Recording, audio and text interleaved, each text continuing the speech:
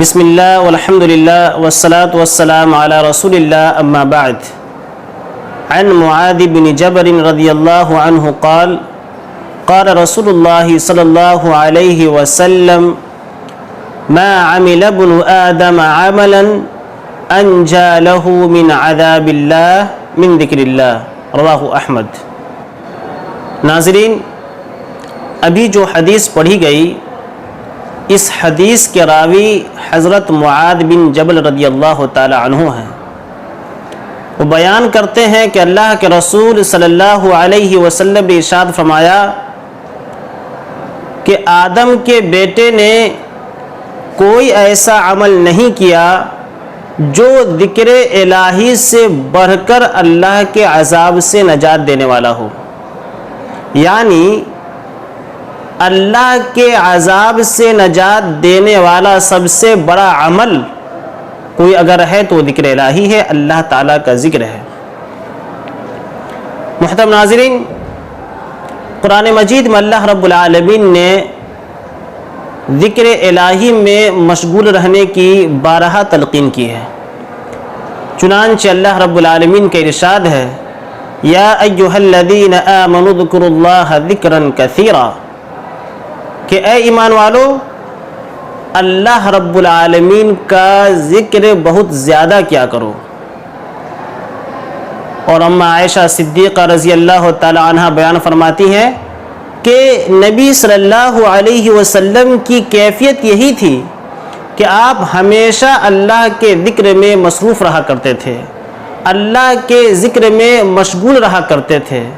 کان النبی یذکر اللہ علی کل احیانہ، کہ نبی اکرم صلی اللہ علیہ وسلم ہر وقت اللہ کے ذکر میں مصروف رہا کرتے تھے۔ یہ مسلم کی روایت ہے۔ بلکہ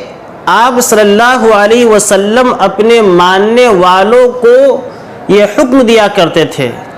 اپنے صحابہ کرام کو یہ حکم دیا کرتے تھے کہ تم اپنی زبان کو اللہ کے ذکر میں تر رکھا کرو۔ لا یزال لسانک رطبا من ذکر اللہ، کہ تمہاری زبان ہمیشہ اللہ کے ذکر میں، اللہ کے یاد میں مصروف رہا کرے۔ محترم ناظرین، جب اللہ کے بندے اپنی مجلسوں میں، اپنی محفلوں میں، اپنی نشستوں میں، اپنی بیٹھکوں میں اللہ رب العالمین کو یاد کرتے ہیں، اللہ رب العالمین کا ذکر کرتے ہیں، کوئی ایسی مجلس سجاتے ہیں، کوئی ایسی محفل منعقد کرتے ہیں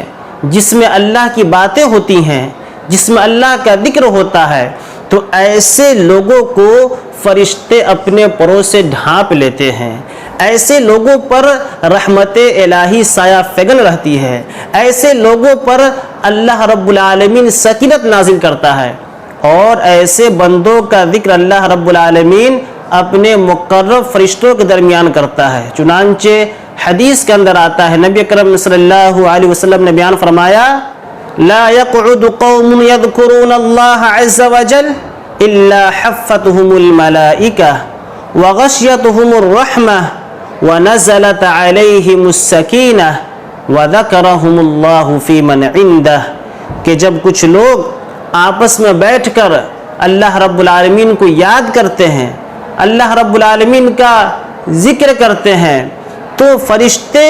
ان کے گرد گھیرا بنا لیتے ہیں، یعنی انہیں اپنے پروں سے ڈھانپ لیتے ہیں، اور ایسے لوگوں پر اللہ رب العالمین کی رحمت سایہ فگن رہتی ہے،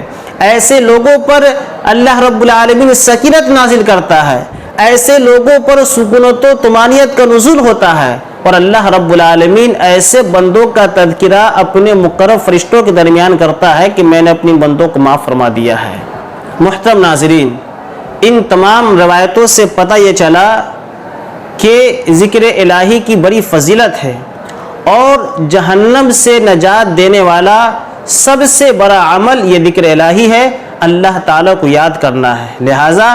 ہم اس کی اہمیت اور اس کی فضیلت کو دیکھتے ہوئے اللہ رب العالمین کے ذکر میں اپنی زبان کو تر رکھیں، ہمیشہ اللہ رب العالمین کا ذکر کرے، اللہ رب العالمین کو یاد کیا کرے، اپنے دلوں کو اللہ کے ذکر سے آباد رکھیں۔ اللہ رب العالمین سے دعا کریں کہ بارے الہ ہم تمام لوگوں کو